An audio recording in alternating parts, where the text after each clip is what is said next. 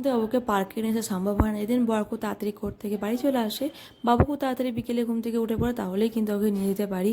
আর আমি না এই পার্কটা ওকে একা আনতে পারি না, কারণ আমাদের বাড়িতে পার্কটা একটু দূরে, বরকে আমার সঙ্গে লাগে, কারণ বাবু ভীষণ দুষ্টুমি করে।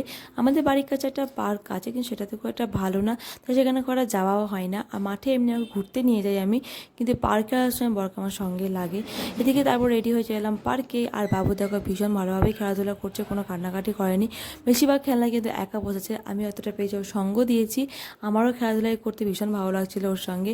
এই দেখো অনেক খেলাধুলা করেছে আজকে, বাবু কোনো ক্লান্তি নেই, একটার পর একটা খেলায় বসে যাচ্ছে, আর বাড়ি যাবে না। ওর পাপা ওকে জোর করে তুলে নিয়েছে, চল বাড়ি চল, সন্ধে হয়ে গেছে। একটা দুটো বাচ্চা আছে, তাই এখানে দেখো বাঁশি বাজছে, 7টা বেজে গেলে কিন্তু এখানে ঘন্টা বাজাবে, বাঁশি বাজাবে। সব বাচ্চাটা বেরোতে চায় না। তারপর তো চলে এলাম সবজি বাজার, নিয়ে এলাম কি সবজি, আর তারপর খেলাম আইসক্রিম, কুলফি। বাবু আমার সঙ্গে একটু খেলো। আর তোমরা প্লিজ সাবস্ক্রাইব করে যাবে। তো বাই।